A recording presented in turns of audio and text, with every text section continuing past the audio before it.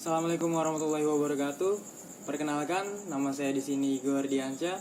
Saya dari Fakultas Teknologi Informasi, Prodi Sistem Informasi. Di sini saya akan sedikit menjelaskan tentang sisi gelap kemajuan teknologi. Tapi sebelum saya menjelaskan lebih jauh, saya akan tampilkan sedikit video pendek yang mungkin teman-teman bisa nonton dan nilai sendiri. Oke, langsung saja kita videonya. Let's check.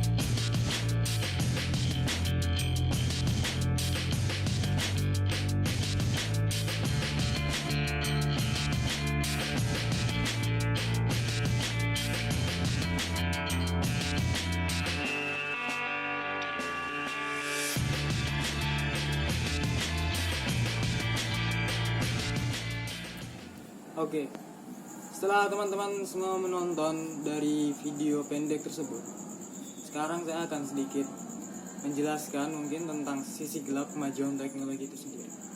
Di zaman yang modern ini, tentu saja teknologi merupakan hal yang tak bisa dipisahkan dari kehidupan sehari-hari.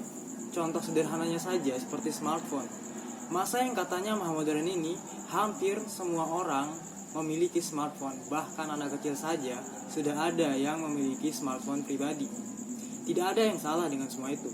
Yang salah itu apabila tidak bisa mengontrol semua itu, dan yang paling parah apabila sampai terjadi seperti di video yang saya tampilkan sebelumnya. Di video yang saya tampilkan menggambarkan seakan-akan manusia sudah tidak lagi bisa membedakan yang mana dunia maya atau virtual dan yang mana dunia nyata. Manusia sudah dibutakan oleh teknologi. Teknologi bukan lagi dikendalikan oleh manusia, tetapi manusialah yang dikendalikan oleh teknologi. Dan tujuan saya mempresentasikan materi ini agar saya serta teman-teman bisa terhindar dari kemungkinan terburuk dari kemajuan teknologi.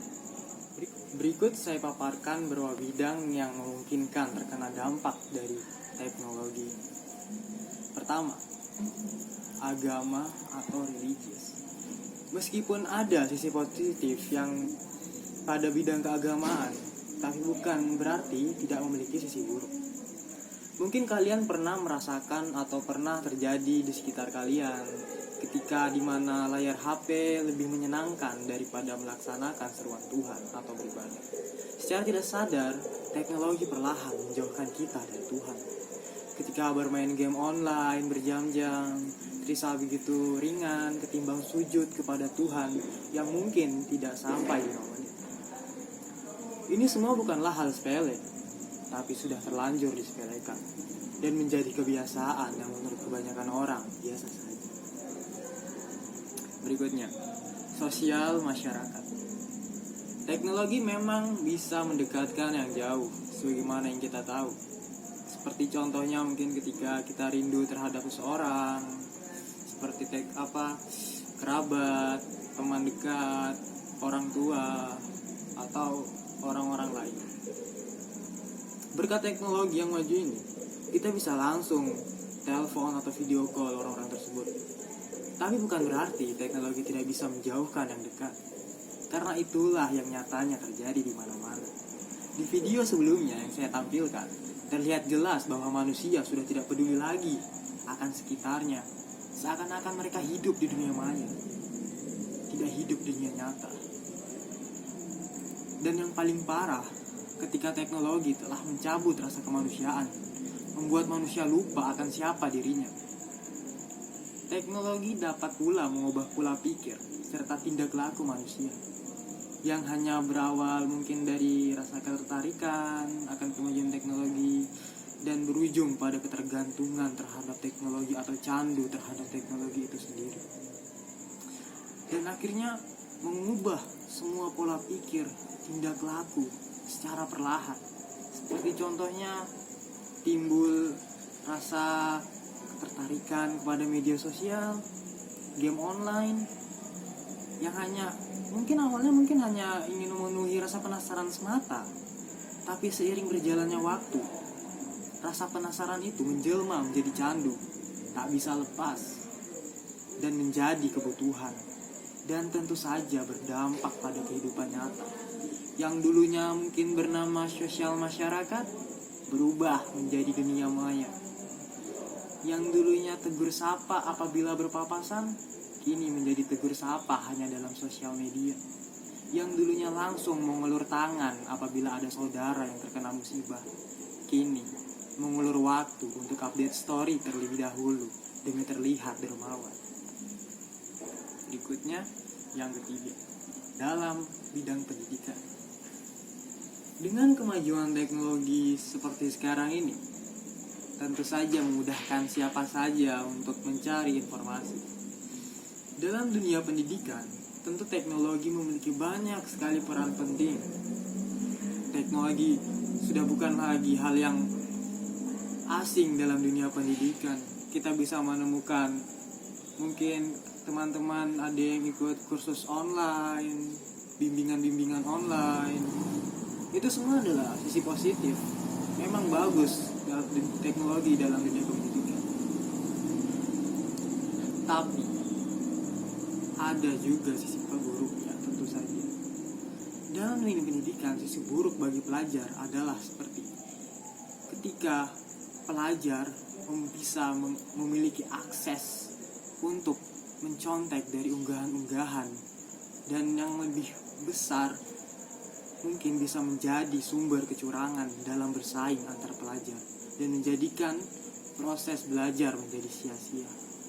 Teknologi dalam dunia pendidikan memang sangat penting apabila digunakan sebagaimana semestinya, tetapi tidak apabila digunakan dalam kecurangan, karena itu akan menyebabkan candu, kemalasan untuk berpikir, hanya bergantung kepada contekan-contekan yang ada di Google. Dan itu mungkin telah banyak terjadi di masa sekarang. Dari semua penjelasan tersebut, kita bisa melihat dengan jelas bahwa dampak dari teknologi memang sangat besar sekali dalam kehidupan manusia. Teknologi memang awalnya diciptakan hanya untuk mempermudah pekerjaan manusia, seperti mungkin zaman dahulu awalnya teknologi itu hanya untuk seperti mungkin ada yang tahu untuk memudahkan akses kita dari satu tempat ke tempat lain. Lambat laun akhirnya meningkat lagi, terus akhirnya menjadi yang begitu megah. Teknologi begitu seakan-akan menguasai seluruh aspek dalam bidang kehidupan. Dan lambat laun teknologi seakan-akan melenceng daripada seharusnya ada diciptakan. Dan ini bukan salah dari teknologi itu sendiri, tetapi salah orang-orang yang tidak bertanggung jawab, yang memanfaatkan teknologi itu untuk kepentingan pribadi dan tidak memperdulikan bagaimana dampaknya bagi orang lain. Seperti contoh, mungkin banyak kita menemukan oknum yang memanfaatkan kemajuan teknologi ini untuk penipuan. Di dunia maya banyak tentang online shop yang fake, yang mungkin ada di melakukan penipuan di mana-mana, yang sampai mungkin mencapai kerugian berapa juta. Sungguh banyak sekali. Dan ada juga seperti melakukan penyebaran berita hoax, ujaran-ujaran kebencian, dan melakukan tindakan kriminal digital atau cybercrime seperti transaksi narkoba atau senjata api dalam suatu web khusus yang memang disediakan.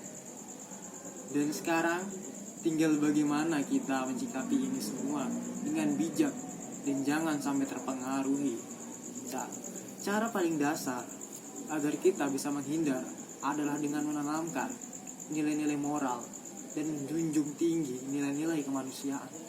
Setelah juga yang paling penting, kita menambah wawasan terhadap teknologi, atau bisa dibilang mungkin jangan sampai gaptek lah. Karena dengan mengetahui dan memahami teknologi, kita bisa menjadi tidak kaget dengan fungsi-fungsi teknologi yang begitu luas, yang mencakup berbagai hal, dan juga membuat kita bisa mengantisipasi semua kemungkinan terburuk yang akan terjadi nanti. Seperti mungkin ketika ada penipuan-penipuan yang marak beredar di dunia maya, kita bisa menjadi tahu, wah ini sepertinya hanya tipu-tipu, ini semua hanya akal busuk dari para orang-orang yang memanfaatkan teknologi. Dan penting pula kita bisa menyortir berita-berita yang berbau hoax agar tidak mudah terpengaruh. Dan tentu saja yang paling penting itu pengawasan orang tua kepada anak-anaknya. Karena anak-anak dalam usia dini yang mungkin sekitar umur-umur yang masih di bawah umur tapi sudah memegang smartphone, pengawasan orang tua itu sangat penting. Karena itu adalah umur-umur yang sangat rawan, yang sangat rentan, sangat sensitif. Jadi saya tekankan sekali lagi, mungkin peran orang tua sangat penting di sini. Orang tua harus selalu mengawasi dan terus menanamkan nilai-nilai dasar dalam berteknologi tadi. Oke, mungkin itu sekian sedikit dari paparan penjelasan yang saya sampaikan.